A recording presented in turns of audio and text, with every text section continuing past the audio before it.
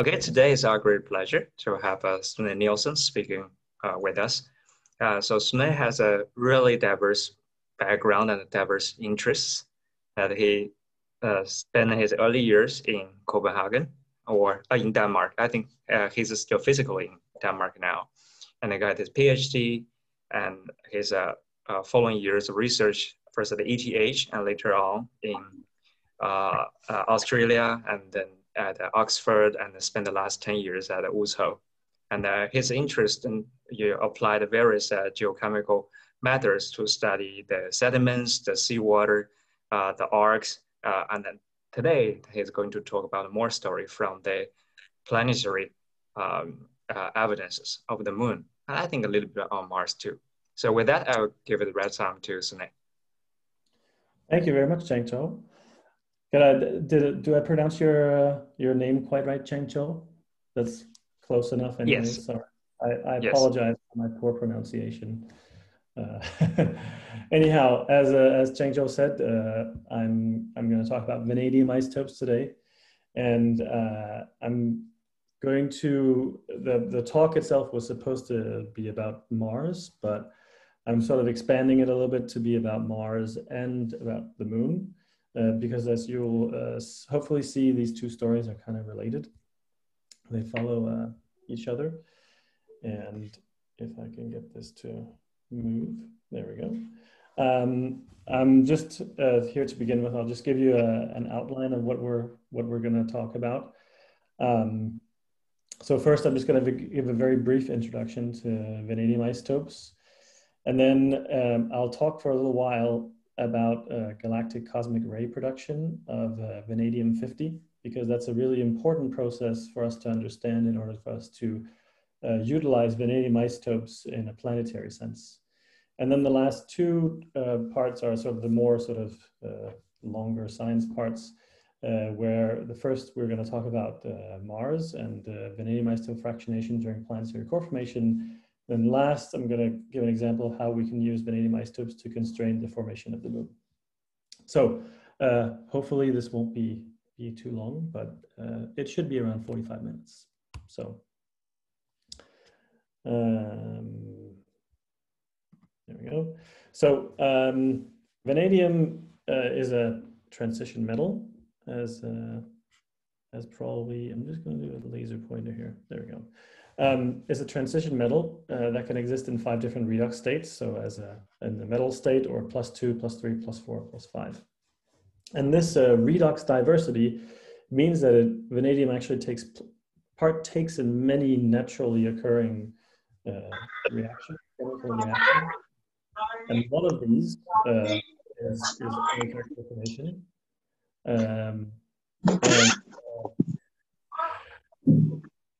Be muting themselves, I think.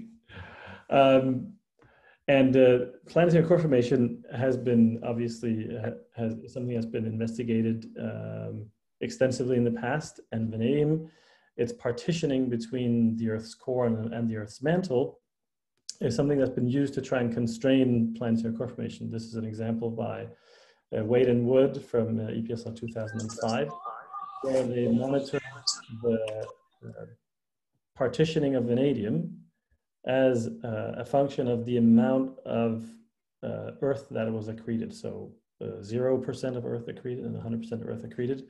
And here they basically modified the size, obviously, but also the redox conditions of planetary core formation over Earth's accretionary history in order to get at the current vanadium partitioning between the mantle and the core. And so because vanadium has been used obviously as a core mantle partitioning tool, but also in a host of other geochemical proxies, it was kind of, you can say it's kind of surprising that vanadium isotopes hadn't really been developed for a long time. But the reason is that is basically shown here, and that is that vanadium has only 2 isotopes, and one is basically almost 100% vanadium-51, and the other one, vanadium-50, is only 0.24%. And if I had put that on the real scale here, you wouldn't even be able to see it, so this is not to scale.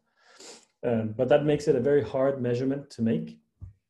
But that's something that me and other people about 10 years ago were able to develop for the first time. And so I can talk at length about these methods, but I'm not going to talk about that today really because we don't really have time. I'm happy to answer any questions afterwards if somebody's interested. But just suffice to say that the way that we report vanadium isotope compositions is this delta 51 vanadium, and it's basically this common delta notation that probably most of you have heard about, where you reference the isotope composition of the sample to that of a standard. This is what we call the alpha azar standard, which is a big batch of vanadium that we bought from alpha azar, and then in parts per 1,000. So positive values mean enrichment in vanadium 51 relative to the standards, and negative values means enrichment in vanadium 50 relative to the standard. So the other problem in terms of vanadium isotopes, and in particular in the planetary sense, is that when you have only two isotopes, it's very difficult to tell the difference between a number of different processes that could affect the ratio between the two vanadium isotopes. So I've listed the ones that we have here. So we have what you would call mass-dependent stable isotope fractionation, kinetic in nature or equilibrium in nature. But you also have what's called nucleosynthetic anomalies, which is basically anomalies in the amount of an isotopes that's produced within stars. And typically, this is something that only occurs on one or maybe one or two isotopes in an element. And so if you have an element with many isotopes, you can easily tell that one of them is anomalous. But when you have only two isotopes, you can't tell the difference between a nucleosynthetic anomaly and stable isotope fractionation. The last one, the last process is this galactic cosmic ray production of vanadium 50, and that's what I'm going to just dwell on a little bit after this slide, because it's a very important process, which is basically production of vanadium 50 due to interaction with protons or neutrons or alpha particles. And so a little bit more about galactic cosmic ray spallation. Basically, it is what happens when you have an incoming cosmic ray. This could be a proton or neutron or an alpha particle, and it hits a nucleus of an atom, which could be on the lunar surface, like in this example, or anywhere else in space. And that causes this interaction between the incoming particle and the nucleus, causes an ejection of neutrons, protons, or whatnot. And that produces a new isotope. So in this example down here in the bottom left-hand corner, you can see a proton that comes in to hit a silicon-28, and a helium-3 particle is ejected, a neutron and a proton, and you make neon-21. So this is called spallation. And basically, as it turns out, this type of process is important for vanadium. And of course, the importance of this process, of course, also depends on the amount of time a sample has been exposed to this galactic cosmic ray, or GCR. And fortunately, this is something that has been worked on a lot for meteorites, and in particular for lunar samples, because it was realized already during the Apollo missions that isotopes of neon, argon, and krypton are really good at identifying how much time a sample has been spent exposed to galactic cosmic rays. And in fact, most lunar samples have had these cosmic ray exposure ages, or CRE ages, measured basically by taking the Apollo mission lunar samples, measuring the neon, argon, or krypton isotope compositions of them, and then via some calculations, you can calculate how much time they've been exposed to spallation reactions. As I said, time, of course, is really important, but as it turns out, it's not just time that's important, it's also important what target elements that you're looking at. So as I said, as I showed in the example before, silicon-28 can produce neon-21, but it's only a certain isotopes from a certain number of elements that can produce vanadium, isotopes of vanadium. And in particular, that has been shown in this paper by Hopkins et al. And also in a few other older publications, that isotopes of titanium, chromium, manganese, and iron are the ones that have the greatest potential to cause production of vanadium isotopes. And this plot here is basically a modified plot from this paper by Hopkins et al. From 2019, where on the y-axis is basically the epsilon 51 vanadium probability plotted against the energy of the incoming particles. So in this case, protons or alpha particles. I'm not showing neutrons here because neutrons, as it turns out, do not really produce any vanadium. But what you can see here, so basically what this epsilon value means, this probability means that when you have negative values, then you have a higher probability of making vanadium 50 and thereby negative delta 51 vanadium values, and positive values will produce vanadium 51 and thereby positive delta values. So what you can immediately see is that you only expect an overproduction of vanadium 50, i.e. the light isotope, and only really the isotopes of titanium, so the yellow here, or isotopes of iron, the red here, are significantly likely to produce enough vanadium 50 to make isotope anomalies. So what I can now show you here is all of the vanadium isotope data that we have for lunar rocks. So what I show in the bottom here is the data that was published by Hopkins in 2019. And then these are the data that we produced in my lab, which have just been accepted for publication in Nature Communications. And what you immediately see is that reference to the silicate Earth, which is this bar here, you can see that all the lunar samples are basically the same or lighter than Earth. And that's exactly what you would expect based on this cosmic ray spallation reactions, because you would overproduce vanadium 50, which would make you more negative values in vanadium isotopes in delta values. So just qualitatively, these data here are consistent with this production of vanadium 50 through spallation reactions. And if you furthermore plot up the vanadium isotope compositions here on the y-axis against the cosmic ray exposure age, multiplied by the scaling factor of the titanium to vanadium ratio, the concentration ratio, then you see a reasonably good correlation. Now, we're scaling it to this ratio, this elemental ratios, because if you imagine a sample with almost no vanadium but a lot of titanium, then that will very rapidly produce you a big vanadium isotope anomaly. Or the reverse, where there's a lot of vanadium and no titanium, you can have all the spallation, all the incoming particles you want, but there isn't going to be produced any vanadium 50 if the main target element is titanium. And so what you see here is a reasonably good correlation, but not really a good one. But if we do the same plot with iron, we see that things look a lot better. And so this very strong correlation between vanadium isotopes and the iron vanadium ratio scaled with the cosmic ray exposure age basically comes to the conclusion that iron is the main target element for production of vanadium 50. This was also what Hopkins et al. They concluded, and this is the same conclusion that we have come up with in this study that's going to be published hopefully very soon. Now, what we can do with this lunar data is that we can make a best fit through all the data, which is this gray, the line with the gray envelope. And the slope of this line means that is something we can use for all subsequent meteorite samples.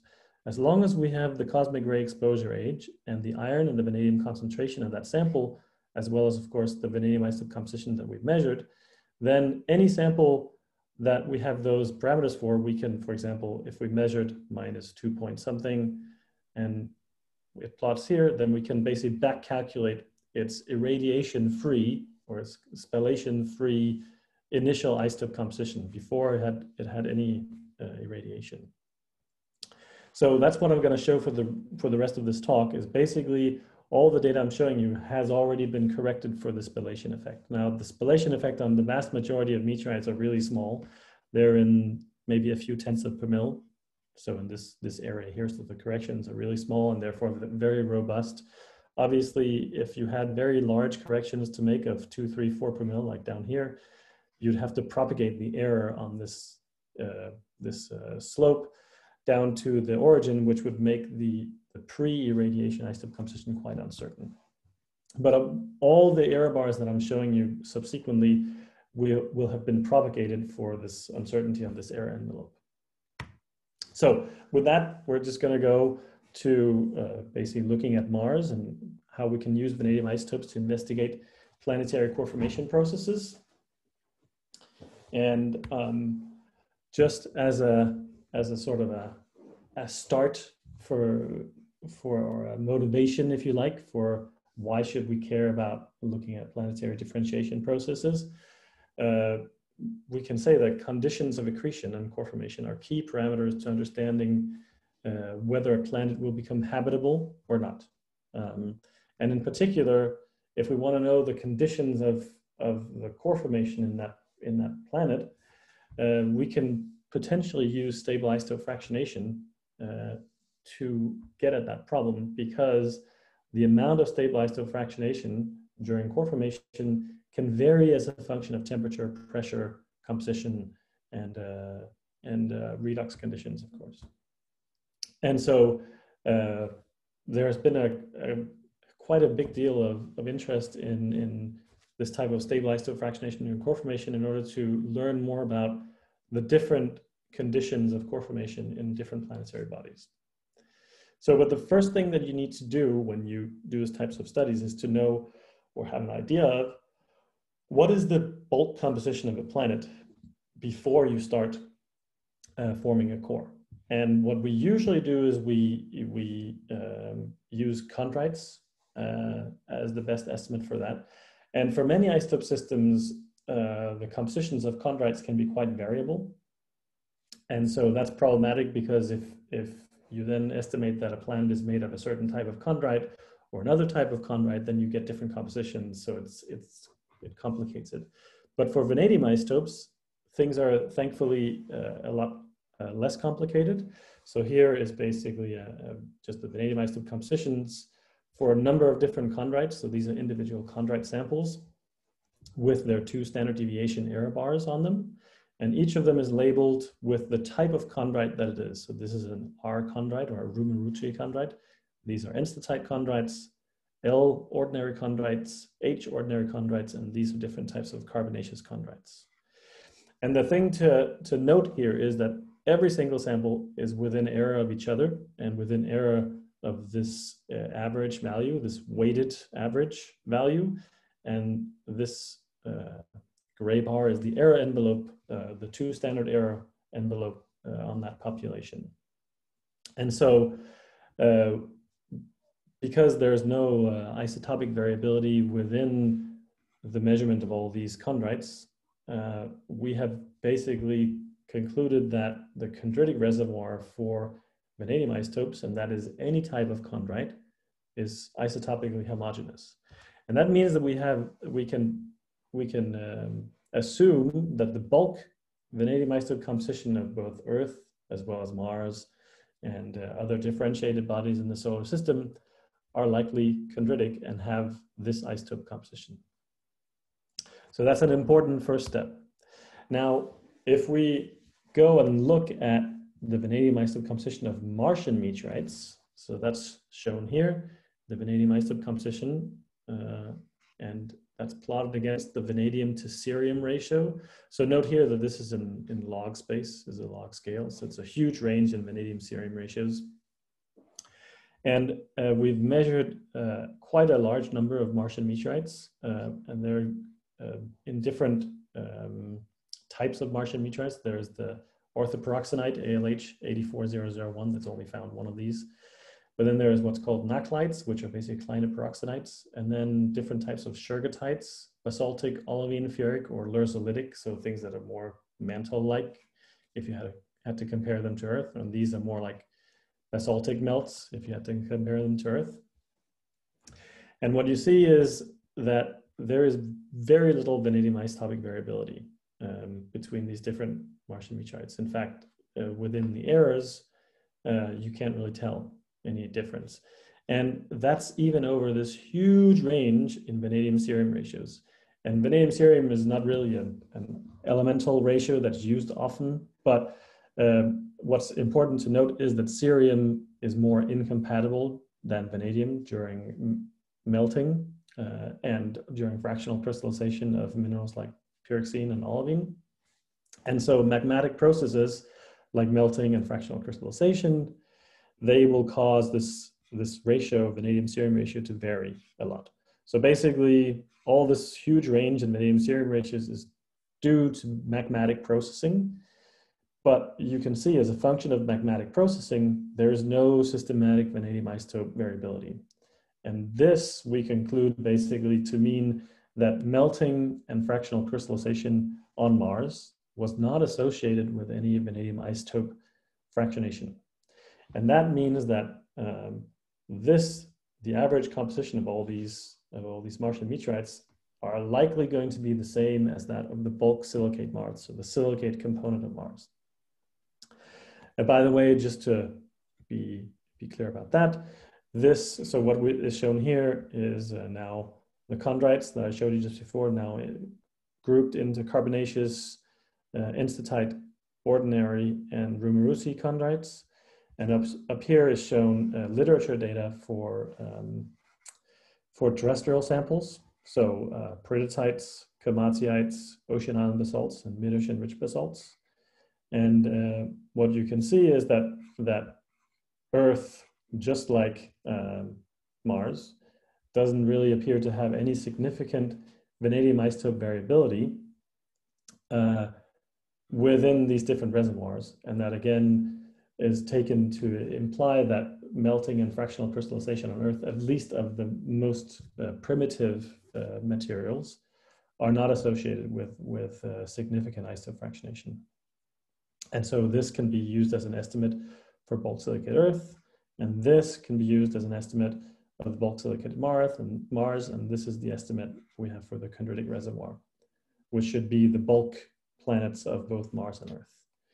And if you do a more rigorous statistical treatment of these data sets, where you basically take each of the individual samples that have been measured and you do a Monte Carlo sampling of these data, including their errors, you get these distributions, these Bell distributions for the most likely composition of chondrites, the most likely composition of bulk silicate Mars, and the most likely composition of bulk silicate Earth.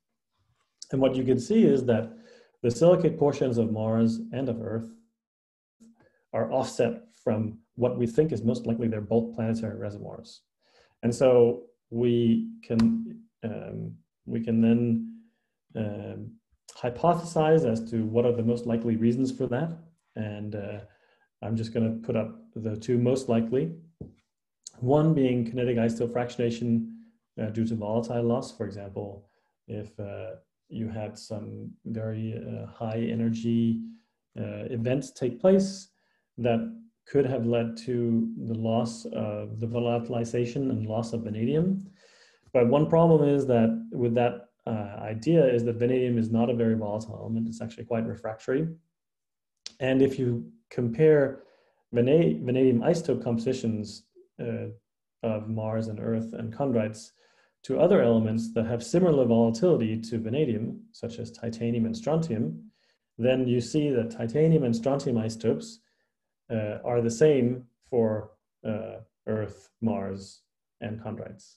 And so there isn't really any systematic differences in these elements that you see also for the vanadium. So our conclusion is that kinetic isotope fractionation due to volatilization is quite unlikely for vanadium. The other hypothesis would be core formation, where you would remove isotopically light vanadium. So you take isotopically light vanadium away from chondrites, so the cores would be down here, and then that would make the silicate portions heavier. And so that actually, from a theoretical standpoint, makes at least some sort of sense, because core formation is the equilibration of metallic melt with silicate crystals or silicate melt. And in a system like this, you'd expect vanadium to be vanadium metal, so vanadium 0 in the metallic phase, but it would be oxidized, vanadium 2+ or 3+ in the silicates. And stable isotope fractionation theory states that the heavy isotopes are concentrated in the more oxidized forms of an element. So you would expect that the silicate crystals are isotopically heavy, whereas the metallic melt would be isotopically light. So at least from the direction standpoint, the direction of isotope fractionation, this is what you would be expecting, that the silicate portions would be heavier than the bulk planet and heavier than the core. Now, what we did in this paper that we published last year in Geochemical Perspective Letters was to make some mass balance calculations of how much isotope fractionation would be required in order to satisfy that offset from chondrite that we observe. And so what's plotted here is the fraction of vanadium in the core in each of the planets, so 0% and 100%. And then that's plotted against the amount of isotope fractionation there is, or isotope difference there is between the core and the mantle in each of these planets. So in the case of Mars and in the case of Earth in blue. And so we know from concentration data on terrestrial samples and from Martian meteorites that around 40 to 50% of Earth's vanadium is likely in the core. And that would correspond to an isotope fractionation factor, or maybe not isotope fractionation factor, but at least an isotopic difference between the core and mantle of 0.4 to 0.7 per mil. Whereas for Mars, it's more uncertain because there's less data, but it's probably around 30 to 60% of the Martian vanadium that's in the core. And that would correspond to a fractionation factor or isotopic difference of 0.4 to 0.05 per mil. So is this a reasonable conclusion? Well, other metals such as iron, molybdenum, and chromium have been shown that they also exhibit isotope fractionation during metal silicate equilibration. So at least we know that vanadium wouldn't be unique in this aspect. And the other thing is that the difference in isotopic difference or isotope fractionation that we observe between Mars and Earth is also consistent with the fact that the conditions of core formation in these two planets are likely quite different, notably, of course, in terms of pressure, because Earth is a lot bigger than Mars, but also in terms of its redox conditions, as Mars is typically inferred to have formed its core under more oxidizing conditions than Earth. So, but in order to really get further in this type of study where you can start applying these isotope fractionations to inferring the conditions of core formation, we need experiments to test these hypotheses, which is something that I hope either I or others will be able to do in the future. But with that, we'll end the part about isotope fractionation in the core. And then I'll go on to the last part, which is about how we can use vanadium isotopes to investigate the formation of the moon, in particular the Lunar Giant Impact. And just to start out with this last portion, we'll just do a bit of background, because I don't know how many of you are super familiar with what's called the giant impact hypothesis, but it's generally accepted that the moon formed in a giant impact between what's called the proto-Earth and a smallish planet, which has been named Thea, popularly in the literature. And so the Thea smashed into proto-Earth, like shown in this picture.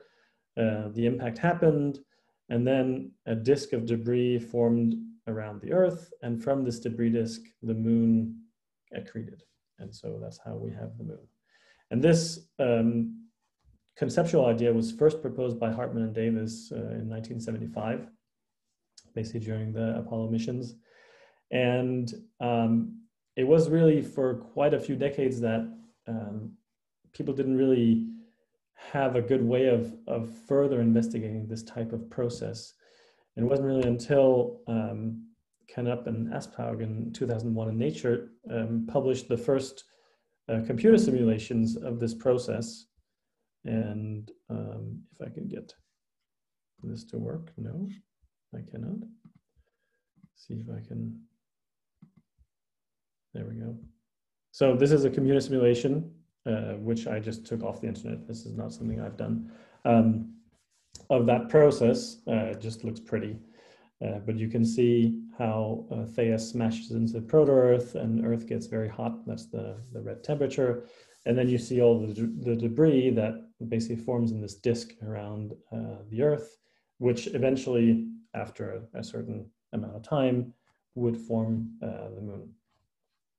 And so this paper, because it was able to form the Moon from this computer simulation, was something that got a lot of attention, of course. And it also got a lot of attention because this computer simulation that they published in 2001 was able to explain a whole bunch of the Moon's features in one go, notably the Earth's spin, the Earth-Moon angular momentum. It was able to explain why the density of the Moon is quite low.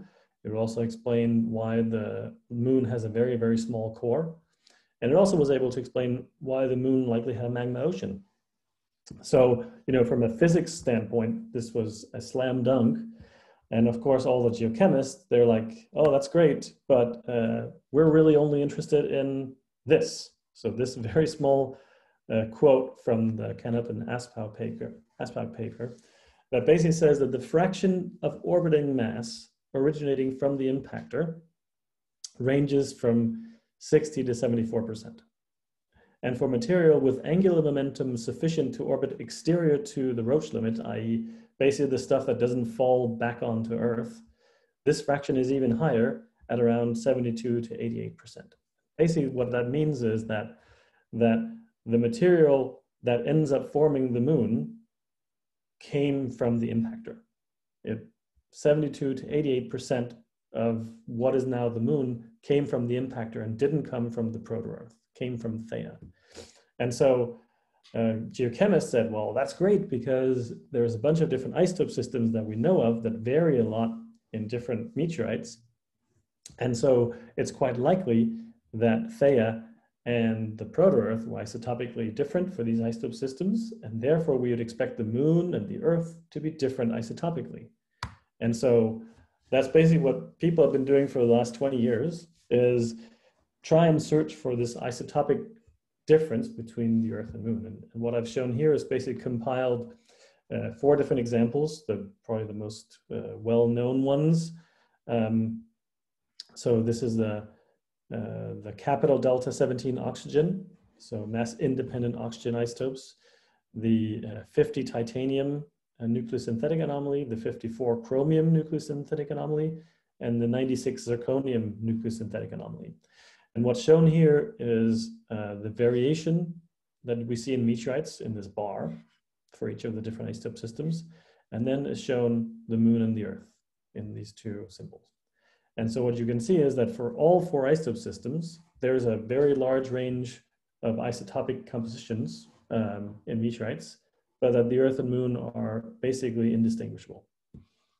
And so this has basically become known as the isotopic crisis of the giant impact hypothesis. And there's a whole bunch of different explanations that have been proposed in order to explain the fact that the Earth and Moon appear to be isotopically so similar, despite the fact that we're kind of expecting them to be different. So I'm just going to show here the 4 most commonly used explanations. One, obviously, is that Theia, the impactor, and proto-Earth were isotopically the same for the isotope systems that we have investigated so far. And there are reasons why this could be the case, which was detailed by Nicolas Dauphin in a Nature paper in 2017. It's also possible that the physics of the impact, of the giant impact, were actually slightly different to what the Canup and Aspau paper proposed. And these alternative impact dynamics actually allow for a more even distribution of Theia in between Earth and Moon. And of course, if that's the case, that you evenly distribute the impactor and proto-Earth in the Earth and Moon, then you'd get no isotope difference, even if the two bodies were different to begin with. The third one, and which has become quite popular in the last few years, is isotopic equilibration after the giant impact. So basically, after the giant impact, you have this debris disk that formed, and the idea is that you equilibrate the debris disk isotopically with the Earth before the Moon then forms and separates. And then lastly, a couple of years ago, there's this proposition that Earth had a magma ocean during the giant impact, basically, and that the physical state of that magma ocean basically meant that it allowed for an even distribution of proto-Earth and the impactor between the Earth and Moon. Now, what are we going to do with vanadium here? Well, as I showed you earlier, this plot of vanadium isotopes versus these cosmic ray exposure ages scaled to ion vanadium, we can, of course, use this plot to also calculate the isotope composition of the Moon without irradiation. And because irradiation only accounts for the upper few centimeters of the Moon, the irradiation-free Moon is basically the whole of the Moon, or the silicate portion of the Moon at least. And that is what you'd see this intercept is. The intercept is minus 1.037 plus minus 0.031. And so this composition here is basically that of the silicate portion of the Moon. And if we now plot this up again in comparison to chondrites and Earth, we see now that different types of lunar rocks, so what's called creep, so potassium rare earth element and phosphorus rich rocks from the Moon that are relatively highly evolved, magmatically speaking. And then these high titanium basalts and low titanium basalts, which are different types of basalts from different regions of the Moon. These three types of lunar rocks, they are indistinguishable in terms of vanadium isotopes, which again strongly argues for magmatic processes not having caused big vanadium isotope fractionation on the Moon, just the same as what we saw on Mars and what we also see on Earth. But of course, what we also see is that these lunar rocks are offset from that of the silicate Earth. And if you do a statistical treatment of that, again, this Monte Carlo approach where you calculate the average of the silicate Earth and the Moon 1,000,000 times based on also the uncertainties of all the different samples, you get this distribution, which gives you an isotopic difference between the silicate Earth and Moon of 0.18 per mil plus minus 0.04. So this capital delta value at the 2 standard error confidence interval. So if you wanted to convert that into standard deviations, that would be almost 3 standard deviations that we're out to see this difference.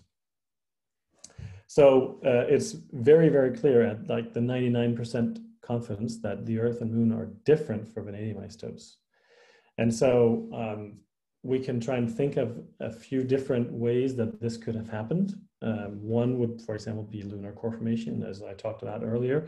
Core formation does have the potential to cause vanadium isotope fractionation, even though the lunar core is very, very small.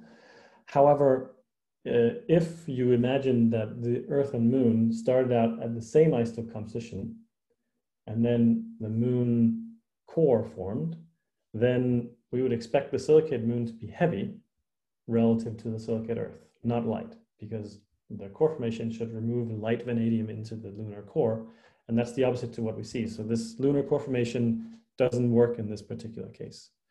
In any case, the lunar core is very tiny, so it's very unlikely that much vanadium would have entered the lunar core, but regardless. Another process that is commonly discussed in the literature is late accretion. basically after the Earth and Moon formed, the Earth received maybe roughly 1% of its weight as a late accretion onto Earth.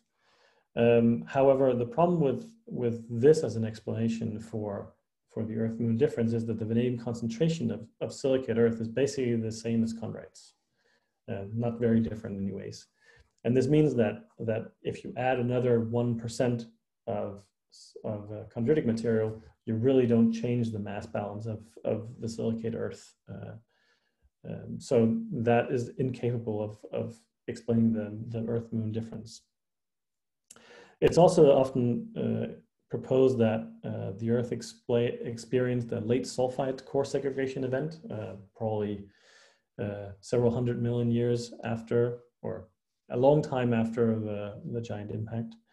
But all experimental studies show that vanadium is siderophile, so it likes to partition mildly into metal, but not really into sulfide at all. So this is not a very likely explanation. And lastly, this idea of volatile loss, which I also talked about in the previous portion about Mars. But in this particular case, the volatilization of vanadium would lose light vanadium and make the residue heavier, which in this particular case for the Moon, if you lose volatiles from the Moon, then that would leave the Moon isotopically heavy, but that's the opposite of what we see, where the Moon is actually lighter than the silicate Earth. So none of these appear to be really suited to explain the Earth-Moon difference in terms of vanadium isotopes. And so if we instead look at this canonical giant impact, so the original proposition by Knop and Aspaug in 2001, they, of course, do predict that the Earth and Moon should be different if the impactor and the proto-Earth, Thea and proto-Earth, were isotopically different. And their prediction was that 70 to 90% of the Moon should be made out of impactor. And so if we make the assumption that the impactor was largely chondritic, i.e. that core formation on Thea had caused very minor or no vanadium isotope fractionation, then we can calculate how much impactor should be in the Moon in order to observe the Moon-Earth vanadium isotope difference. And that's what's shown here. So here is the mass fraction of impactor in the Moon. So this is Thea M. So 0% up to 100%, so purely made out of the impactor.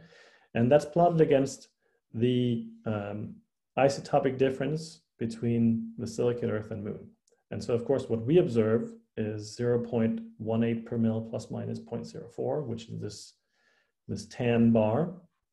And then we've made these mass balance calculations for 3 different sizes of impactor. So A is the smallest, so it's 0.8 times the size of Mars. B is 1.2 times the size of Mars, and C is 0.45 times the mass of Earth, so very large. And this range of sizes is basically what's encompassed in the entire dynamic giant impact literature. That's the range that has been proposed. But what you see is that for no matter what size of impactor you make, the minimum amount of impactor that has to be in the Moon is around 60%, and up to 100% is permitted by the mass balance calculations. So basically 60 to 100% is what would be implied by the vanadium isotope constraints. And of course, that is extremely similar to the 70 to 90% that was proposed based on the dynamical simulations by Knop and Aspaug. So these constraints from vanadium isotopes agree extremely well with the canonical giant impact simulations, but agree very poorly with a lot of these newer proposed processes, the isotopic equilibration or even distribution of mass of the impactor between the Earth and Moon. So I'm coming towards the end, and just to sum up the main points of this talk. So after correction for galactic cosmic rays, the silicate portions of Mars and Earth are heavier than chondrites. And this isotopic offset is best explained by stable isotope fractionation during core formation. So for this reason, we're proposing that vanadium isotopes are a potential tool to understand the conditions of planetary core formation. Further experimental work is required to start applying this in a more quantitative manner. The Moon and the bulk silicate Earth have different vanadium isotope compositions with a best estimate difference of about 0.18 per mil, plus minus 0.04. And if you do mixing calculations of a giant impact type scenario, then these reveal that 60 to 100% of the Moon is made out of material from Thea, which is in very good agreement with the canonical giant impact simulations. So with this, I will thank you very much for your attention and take any questions that you might have.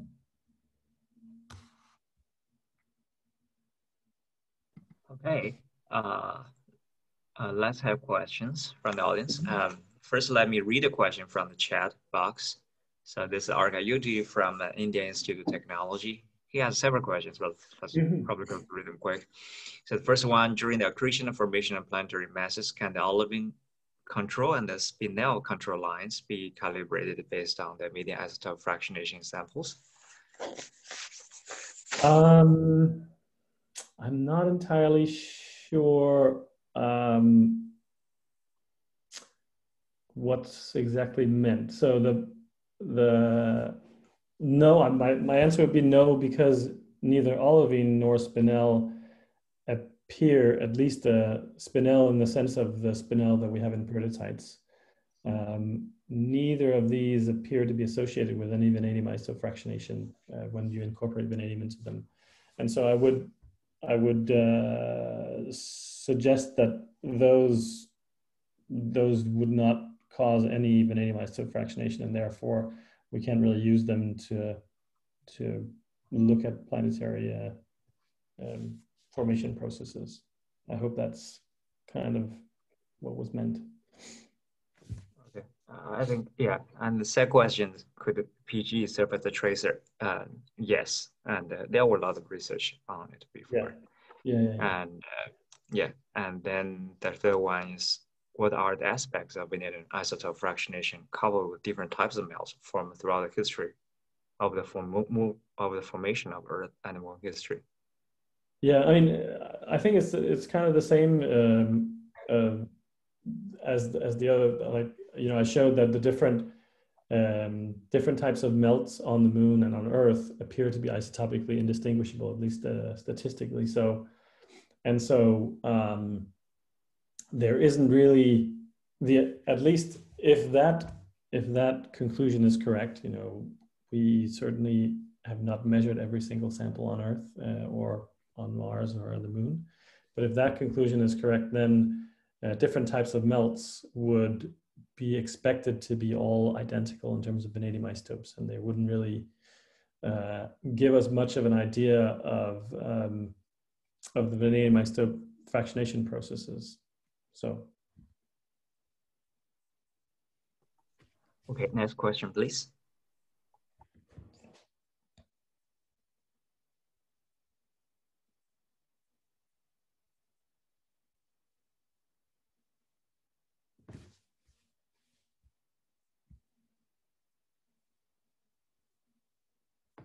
I think somebody had their hand up just before. Maybe they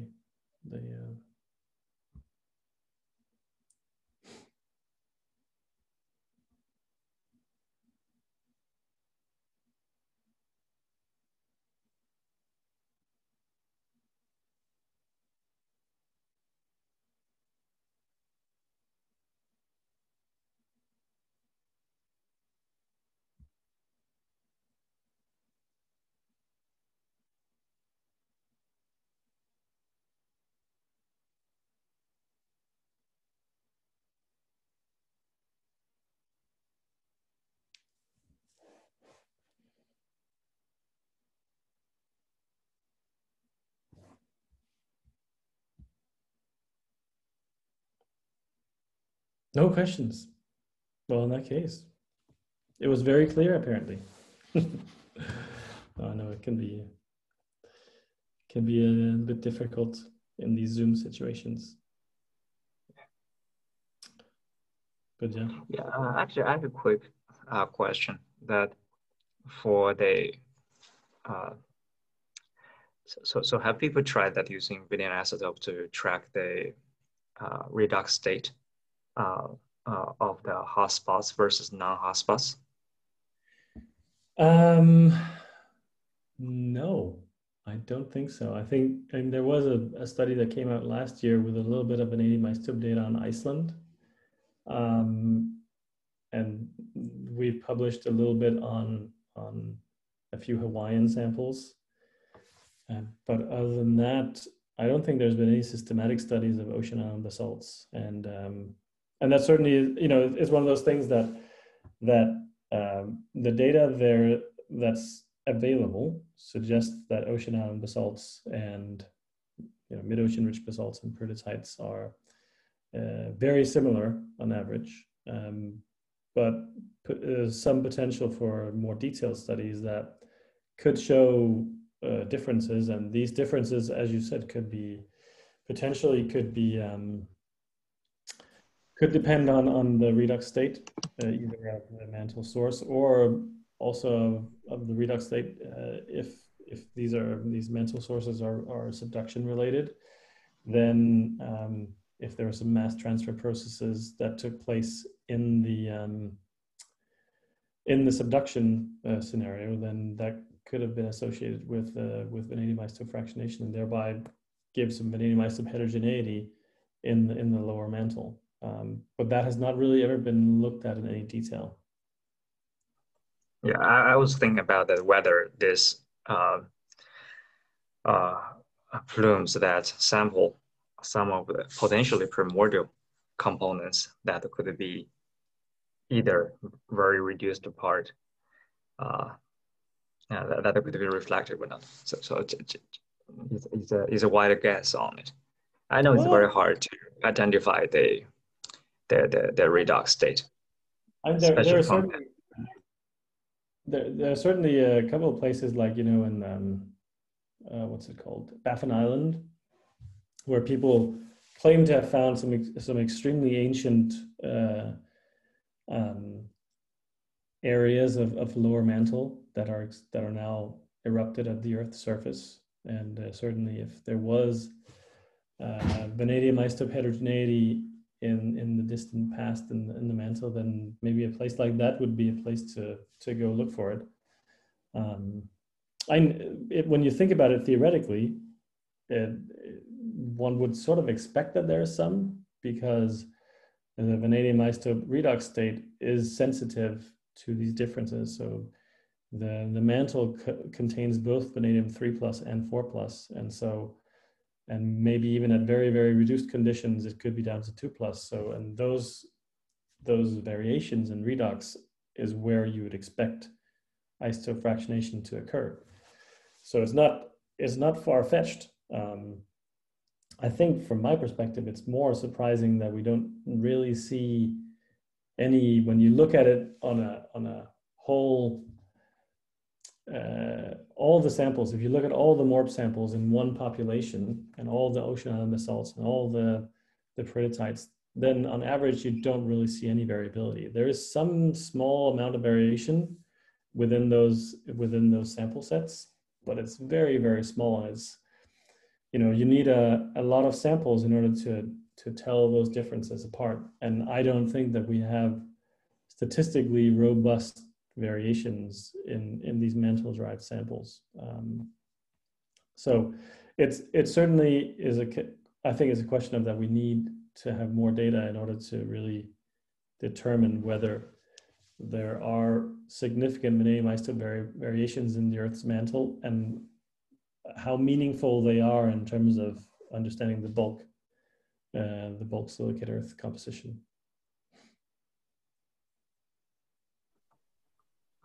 Okay, there's another question from the audience. Okay, if the current vanadium fractionation in the silicon fractions is not that prominent, so it can be used to identify the nature, type, and the other rare earth element history, fractionation history for the recycled across the roots and unknown metal sources. Yeah. I think you have already stated, I think, respond to this one. Actually, another question that is more like to hear your comment on the planetary core formation related process. That for experimental petrologists, several groups that are working on the volatiles.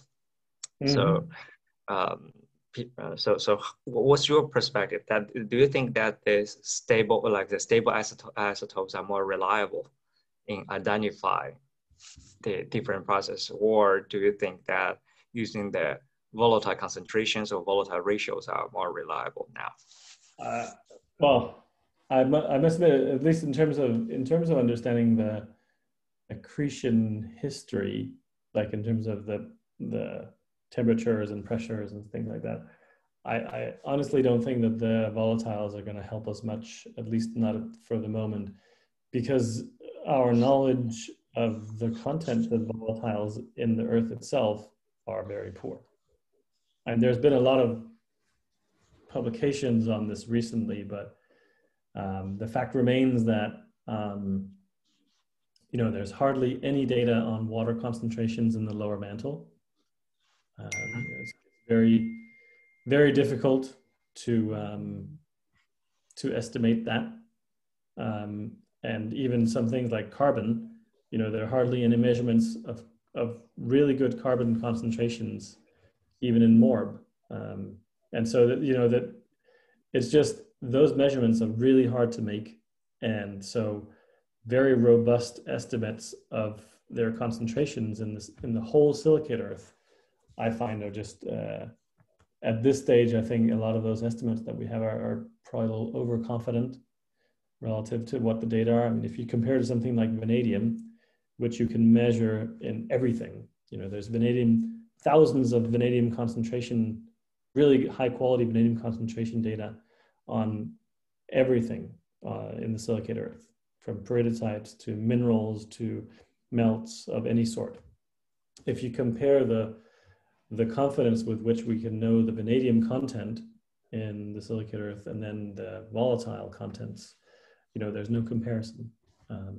But for the big problem for the stable isotope fractionation application, like the one for vanadium, but also for iron or molybdenum or chromium, that has also been done some work on, is that the temperatures of core formation are high, and that the amount of isotope fractionation scales inversely with temperature, right? So you get very small isotope fractionation factors at high temperature, and that just makes it very difficult to apply these types of tools very, very precisely and accurately. So probably the most effective way of applying these would be to apply a bunch of them together, because then you get potentially one that is very dependent on redox, one that's very dependent on temperature, one that's very dependent on pressure. And then when you put it all together, then you might have a more robust way of trying to assess these different parameters. I think doing just vanadium isotopes or just iron is of course good to begin with, but is not ultimately where we need to go in order to gain the best understanding. So that would be my sense of it, that yes, we need a lot of experiments, but we also need experiments for a series of elements that can give us a more complete picture of the conditions of core formation. Okay, I think you have partly answered the question that also in the chat. Does there exist temperature differences, temperature differences among the accretion and formation of the planetary masses for Moon, Earth, and Mars? If it exists, such a difference can cause a difference for them. I think he means the vanadium isotopes. I think that's all very high temperature process. Yeah, I mean, it's possible that there is a difference. There's a difference in temperature during accretion and core formation for Moon, Earth, and Mars. I don't know of any work that has documented that very precisely and accurately. Certainly for Earth, there has been quite a lot of work on that. You know, it sort of depends on, there are some people who think that the Earth's core equilibration is basically happened in the middle of a magma ocean where the bottom was solid and the top was liquid. Others, I think, hold that the conditions of core formation were deeper and at higher temperatures. So, you know, it's, yeah, it sort of depends on what it is you're looking at. But yeah, it's certainly possible. And, you know, in the future, if we had a handful of really good, well-calibrated, stable isotope systems that we knew the dependence on temperature for the stable isotope fractionation, then we might be able to at least get at the temperature, the equilibration temperature. You know, then the question is what the equilibration temperature then means. Does that mean the temperature at the core mantle boundary, or the temperature somewhere in the magma ocean, or, you know, that's more of an open question. And then I see there was a question about evaporation. If the moon evaporated, I'm guessing that what is meant is that a part of the moon evaporated during the giant impact, and so that you basically got some kinetic stable isotope fractionation during the giant impact due to evaporation. I talked a little bit about that, and basically what should be the case is that I mean, we know that the moon is depleted in volatiles and in moderately volatile elements. So things like potassium, rubidium are extremely low in the moon, and that's likely because they were lost during the giant impact. I think most people would agree with that. The question is whether more refractory elements, things like vanadium, for example, could also have been lost during the giant impact due to volatilization. And I would certainly argue, based on what our data, our isotope data, that's not possible, because in this case, you would imagine that the Earth and the moon were identical to begin with after the giant impact, but then some of the moon got volatilized, and that would have meant that we should lose isotopically light vanadium through kinetic isotope fractionation. And that would leave the moon isotopically heavy. And that's, of course, the opposite to what we see. So evaporation scenarios are pretty unlikely for vanadium. In fact, I don't think that they're capable of explaining the differences we see. Okay, and that's the last question from Faye. Yeah. Or asking you for comments. Yeah. What do you think is the key factors that might cause such big isotope fractionation between silicate and metal phase? Yeah, that's a very good question, because it is, my personal opinion is that this is the biggest weakness in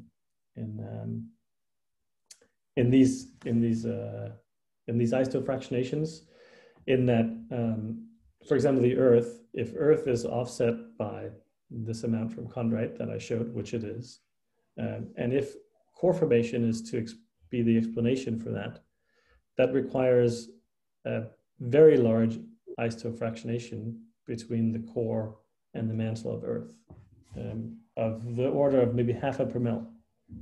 And while that doesn't sound like a lot, maybe, if you look at experimental studies of iron, chromium, and molybdenum that have shown that there is a little bit of isotope fractionation, these are typically maybe a factor of 5 or more smaller than what I'm here inferring should be the case for Earth. And so it remains to be seen if and then why vanadium isotopes would fractionate more than all these other elements. One could, of course, hypothesize about that. One thing could be that Earth has perovskite in the lower mantle, and perovskite, we know perovskite really likes to retain very oxic forms of elements. So it could be that things like vanadium 3 plus or maybe even 4 plus could be stabilized in perovskite and be in equilibrium with vanadium metal in the mantle. And that could potentially lead to some unusually large vanadium isotope fractionation factors. I know that is a tricky portion. As Faye also said, we didn't observe any. Our error bars were quite large, maybe 0.2, 0.3 per mil, but that if those experiments were representative of Earth's core formation, then we should have seen the fractionation factor of 0.5, 0.6 that based on mass balance is what we should see. Now, of course, the experiments that we conducted in that study were not at high pressure. They were not at the conditions of terrestrial core formation. So they certainly, there are reasons why those experiments would not necessarily mimic the fractionation that we see for Earth. So there's a lot of work still to be done in that area that could show some very interesting things. There's some recent work from Anat Shahar's group, I think, at Carnegie, where they look at iron isotopes and they show that small amounts of minor elements like silicon or I think even carbon, other smaller minor components actually could have a big effect on the isotope fractionation you see between silicate and metal. So that could also be something that has an impact on vanadium isotopes that obviously we did not look at in those experiments from whatever, 5-6 years ago. Mm-hmm. Yeah, that leaves a lot of work to do for high pressure experiments. And also it's pushing for the extreme because that requires large volume operators to really pushing for extreme. That's very high temperature to work on, and also we need a very high temperature. Unfortunately, there are more labs that could work on it now, and because not only stable isotopes, but even for those very saturated elements such as platinum, PGEs, their partitioning coefficient at very extreme pressures by dynamical cells are not trusted overall in the community. Yeah, and the problem with those experiments is always it's, as far as I'm aware, there's a lot of labs that can do experiments at really high pressures and really high temperatures. The problem is when you go to high temperatures and high pressures, the experiments are typically really, really, really small. So like just some of them are like a fraction of a millimeter. And that means that it's very, very difficult to get enough mass out of them to measure the isotopes because you can't measure them in situ. And so it's always a balance between having enough of your element in the experiment and also how you're going to get it out. So you will have a silicate phase and you'll have a metal phase, but how do you separate them from each other efficiently? And how do you get enough of the element you're interested in order to measure the isotope ratios at high precision and high accuracy? And so it's, merging those two fields is very tricky. And there are very few people that do that well in the world. And that's Shahar's lab is one of the best ones that I know of. And I think there's a couple in Europe that do good work too, but it's very tricky to merge those two. There's a lot of labs that do good experimental work, and there's a lot of labs that do good isotope work, but getting at like merging them together is very, very hard. I would make a very quick comment for this. I see that needs a very close collaboration between the high pressure lab and the isotope lab, and to me that started at UCLA because Edward Young and Craig Manning, they are in the same department. So that's how Anat Shahar started on this. And yes, I know that there are different groups that try to collaborate on this topic, but didn't continue well because physically separated into two places makes it very challenging to make the project moving on, especially in the previous years without Zoom, frequent use of Zoom, or don't have a PhD student that with dedicated to this project. Yeah. So that didn't work well. But Yeah, I think nowadays, as more and more labs that have access to both facilities, I think that there will be more work coming out. No, I think you're right. There will be more people doing it. And the problem is always that those experiments are hard to make. And they're difficult no matter whether you want to do isotopes on them or not. And so they take a fair amount of time to design and set up and get good results out of, even without isotopes. And then when you add isotopes on top of that, it's a very large time investment. And there is a high potential for failure. So putting a student on it, for example, that's tough, because a student could work for a whole PhD on it and never get any data out of it. That, of course, would not be so nice. So it's just one of those things. It'll be done, I'm sure, because it's very interesting. But it's turned out to be, I think, more tricky than what we have maybe hoped. So. Okay. Sorry for holding you for long. So thank you again, Sune, for giving the talk, and thanks everybody for participating.